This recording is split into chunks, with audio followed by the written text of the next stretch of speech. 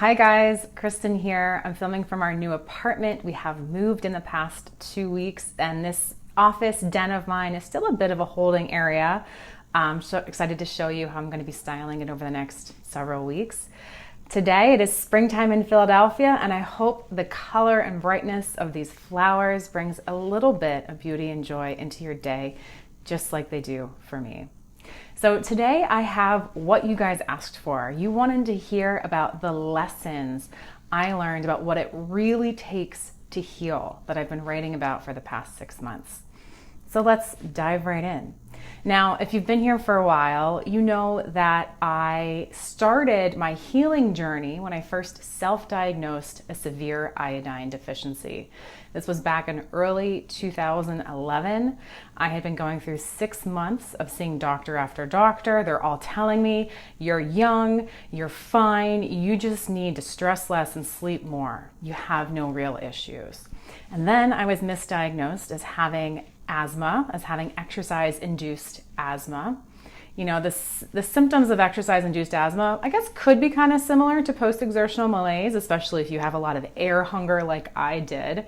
Mine was very much defined by severe inability to fill up my lungs and get enough breath. And even though the asthma specialist tested me for asthma and all of the tests came back negative, she insisted on moving forward with the asthma diagnosis and asthma treatment, all while I was 26 years old, feeling like I was in the body of an 80-year-old and continuing to suffer and continuing to watch my health get worse and worse and collapse in front of me, even while I was in frequent doctor's offices, until I self-diagnosed my iodine deficiency. And that is where the healing began, because I did need iodine to heal.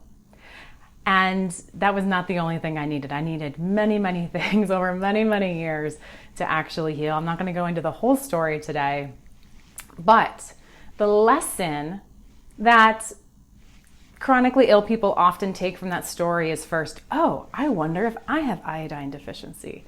And they want to go get tested and they want to see if that's it. And they start daydreaming about like, oh, maybe this is it. Maybe this is my answer.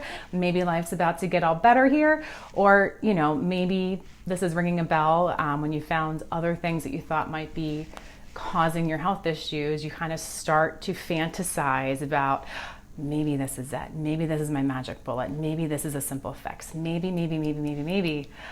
And more often than not, either we don't have that problem or we do, but the solution doesn't make as big of a change in our lives as we were hoping for, and that leaves us feeling jaded and disappointed and leaves us with a little bit less hope, which is dangerous on a long health journey.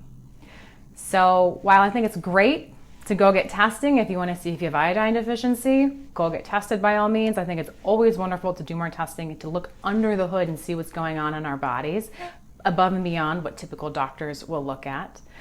However, you'd be shortchanged, vastly shortchanged, if that was the only lesson you took from my story of self-diagnosis.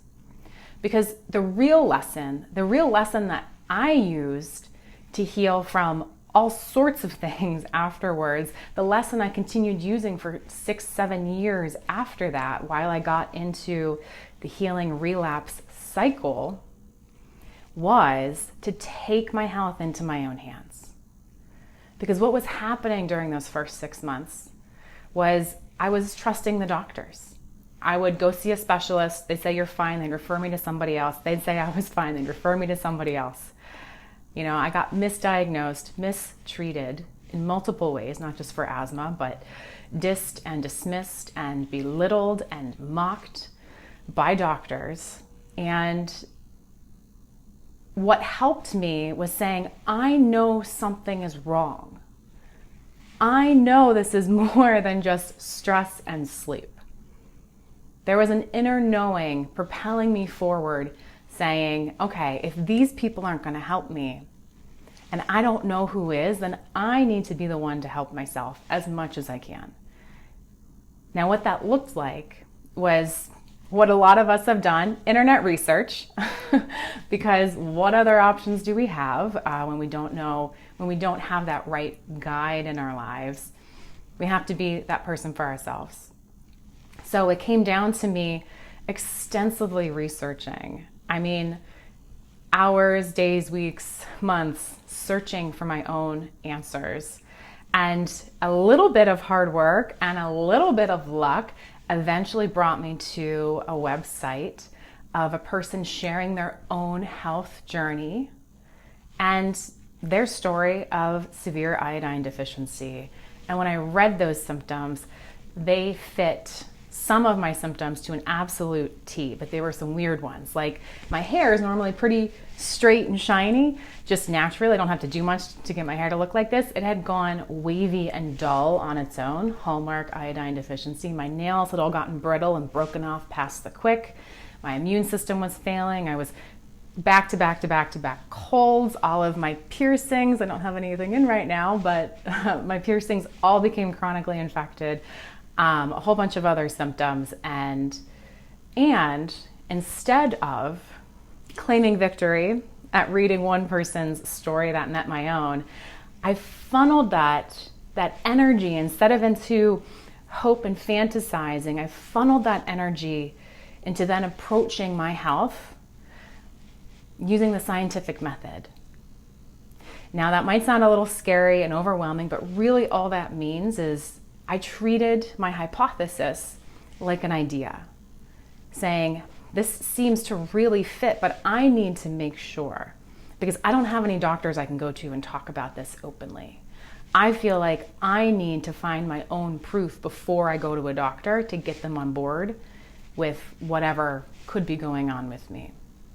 So I researched more. I started looking into iodine deficiency, diagnosis, symptoms, causes, all of that across multiple websites, across multiple well-sourced websites. You know, while I started on a person's personal blog, that's not where my research ended. And from there, I said, okay, this really seems to fit. It's checking a lot of boxes. There really aren't too many other things that describe my symptoms. It's time to test. And I was able to find an independent lab that did iodine deficiency tests. So, you know, insurance didn't cover it. I had to pay for it out of my own pocket, but sometimes it's worth it. And this was one of those moments I judged for myself. The results came back severely iodine deficient. And when I took that to the doctor, the conversation was not, aha, I found what's wrong and you didn't. Look at this, you know, treat me. The conversation was, I found something and I want you to validate this with more blood work. The conversation was approached as a partnership, letting the doctor know I was here to work with them, not to be the one trying to drive, not trying to take leadership away from the doctor when I'm in the doctor's office, because most professionals don't respond well to that, period. So I came in with my own research, I came in with my own test results even, and even then she looked at me. She was so puzzled, she was so doubtful. She said, iodine deficiency, but nobody has gotten that since the 1800s. And she's referring to the fact that we've started adding iodine to salt just as a society, and that eliminated severe iodine deficiency from the population. And unfortunately, that just isn't true, at least not in my case. Can't say how common it is, can't say how likely it is you have iodine deficiency as well, but it was the bullseye for me, at least the first bullseye. So the beauty of taking the responsibility for healing into my own hands, acknowledging the doctor as a useful partner in certain circumstances and in certain ways, then actually led to another diagnosis. When I took the responsibility for my healing into my own hands and out of the doctor's responsibility, and I did my own research, and I approached the doctor as a partner in my healing journey, wonderful things happened then, because she confirmed with her own tests that I indeed had severe iodine deficiency. And once her lab results came back, that's when she finally took them completely at face value, had to kind of rethink what she'd been taught in med school about being told that iodine deficiency didn't happen anymore, accept the fact that the information she was told in med school wasn't 100% accurate, and moved forward with treating me. She said, well, if you have severe iodine deficiency, iodine is very important for the thyroid. So let's check your thyroid. Lo and behold, I had, or still have, autoimmune hypothyroidism, more specifically Hashimoto's thyroiditis. Now, I had had this the entire time I'd been seeing these other doctors for 6 months, and no one tested me, even though I was presenting with symptoms of it, because in their mind, I was too young to have thyroid disease. But that didn't stop me from getting thyroid disease. It just meant that these doctors were failing to adequately treat me as their patient because of their assumptions. Their assumptions about my age, their assumptions about nutrient deficiencies like iodine deficiency disappearing from the population. So if I hadn't taken that responsibility, I wouldn't have found either of those issues for who knows how much longer, but the thought of having to wait even longer for those diagnoses just even today fills me with massive dread and fear, and it's something I don't like thinking about.